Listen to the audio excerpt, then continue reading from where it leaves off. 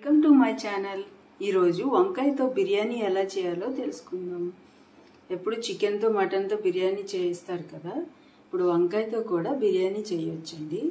ఇది చాలా బాగుంటుంది, టేస్ట్ కూడా వెరీ హెల్దీ కూడా, చాలా త్వరగా కూడా చేసుకోవచ్చు.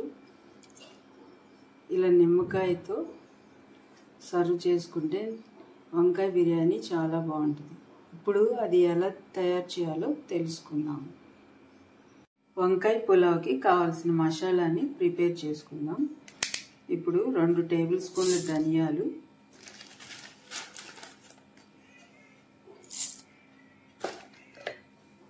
ఒక 10 పచ్చిమిరకాయలు,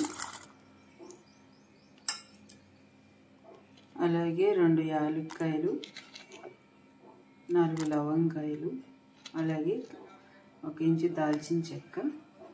ఇప్పుడు ఇవన్నీ వేసుకొని మిక్సీ వేసుకోవాలండి.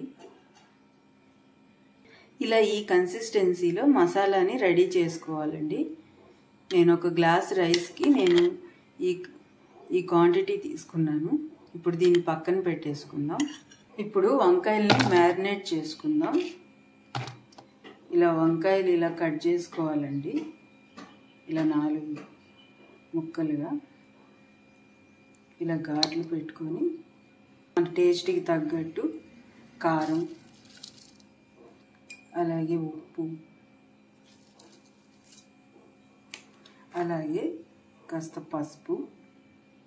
కారం తక్కువే వేసుకోవచ్చండి, ఎందుకంటే పచ్చిమిరకాయలు ఎక్కువ వేసాం కదా, ఆ స్పైసీనెస్ సరిపోతుంది, ఎక్కువ కారం పట్టదు. ఇప్పుడు మనం ముందుగా ప్రిపేర్ చేసి పెట్టుకున్న ఈ మసాలాని కూడా దీనిలోకి యాడ్ చేయాలి. అలాగే 2 టేబుల్ స్పూన్ పెరుగు కూడా యాడ్ చేయండి. ఇప్పుడు ఇవన్నీ యాడ్ చేసుకొని బాగా మిక్స్ చేసుకోవాలండి. ఈ వంకాయలకి ఈ మసాలా అంతా బాగా పట్టేటట్టు మిక్స్ చేసుకోండి. ఇలా ఈ మసాలా అంతా వంకాయలకి పట్టేటట్టు మిక్స్ చేసేసుకున్నాం కదా, ఇప్పుడు దీన్ని పక్కన పెట్టేసుకొని స్టవ్ ఆన్ చేసుకొని కుక్కర్ పెట్టుకుందాం.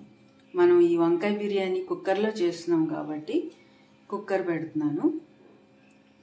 ఇప్పుడు స్టవ్ ఆన్ చేసుకొని కుక్కర్ పెట్టుకొని ఆయిల్ హీట్ అయిపోయిందండి. ఇలా కాస్త జీలకర్ర, అలాగే కాస్త పసుపు వేసి మిక్స్ చేసుకోండి. ఇప్పుడు దీనిలోకి మనం ముందుగా కట్ చేసి పెట్టుకున్న ఉల్లిపాయలు యాడ్ చేయాలి. ఇలా ఉల్లిపాయలు యాడ్ చేసుకోండి. అలాగే కాస్త పచ్చిమిరకాయలు కూడా, మనం మసాలాలు ఆల్రెడీ పచ్చిమిరకాయలు వేసాం కదా, అలాగే మ్యారినేట్ చేసుకున్నప్పుడు కాస్త కారం కూడా వేసాం కదా, అందుకని ఇప్పుడు ఎక్కువ పచ్చిమిరకాయలు వేసలేదండి. ఒక 4 పచ్చిమిరకాయలు వేస్తే చాలు, స్పైసీనెస్ సరిపోతుంది. మీకు ఇంకా బాగా ఎక్కువ స్పైసీనెస్ కావాలంటే ఇంకా ఎక్కువ వేసుకోవచ్చు, మన టేస్ట్కి తగ్గట్టు. ఈ ఆనియన్స్ బాగా ఫ్రై అయ్యే వరకు ఫ్రై చేసుకోవాలండి. గోల్డెన్ బ్రౌన్ వచ్చేంత వరకు ఫ్రై చేసుకోండి. ఇలా ఆనియన్స్ ఈ కలర్ వచ్చేంత వరకు ఫ్రై చేసుకోవాలండి. ఇప్పుడు ఇలా ఫ్రై అయిపోయింది కదా, ఆయిల్ కూడా కాస్త ఎక్కువ వేసుకోండి, బిర్యానీ కదా, రైస్కి బాగా పడుతుంది ఆయిల్. ఇప్పుడు దీనిలోకి మనం ముందుగా మ్యారినేట్ చేసుకొని పెట్టుకున్న వంకాయల్ని యాడ్ చేసుకోండి. ఇలా వంకాయలన్నీ యాడ్ చేసేసుకోండి. ఇలా యాడ్ చేసుకొని బాగా మిక్స్ చేసుకోండి. స్టవ్ మీడియం ఫ్లేమ్లో పెట్టుకోండి, అప్పుడు ఉల్లిపాయలు బాగా ఫ్రై అవుతాయండి, లేదంటే మాడిపోతుంది.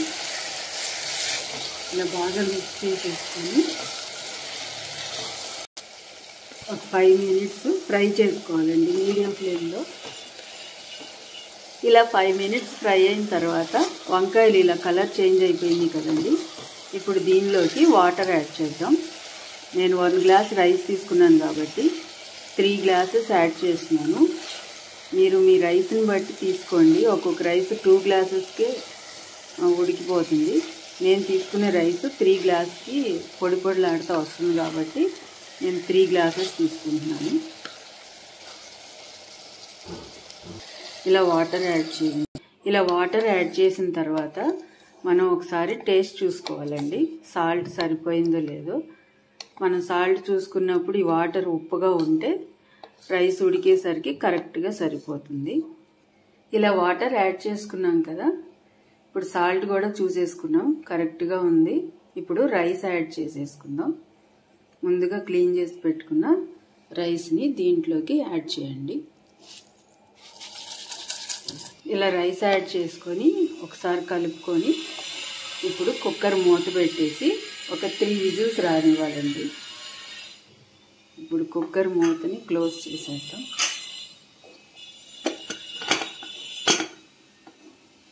ఇలా 3 విజిల్స్ వచ్చిన తర్వాత స్టవ్ ఆఫ్ చేసుకొని కుక్కర్ పూర్తిగా చల్లారిన తర్వాత ఇలా ఓపెన్ చేయండి. ఇలా ఉడికిపోయిందండి వంకాయ బిర్యానీ. ఇప్పుడు దీన్ని ప్లేట్లోకి ట్రాన్స్ఫర్ చేసుకుందాం. రెడీ అయిపోయింది. ఇలా ప్లేట్లోకి ట్రాన్స్ఫర్ చేసుకోండి. అంతేనండి, వెరీ టేస్టీ అండ్ ఈజీ.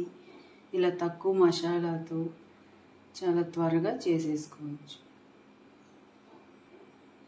మీరు కూడా ట్రై చేసి ఎలా ఉందో కామెంట్ చేయండి. అలాగే లైక్ చేయండి, షేర్ చేయండి, సబ్స్క్రైబ్ చేసుకోండి.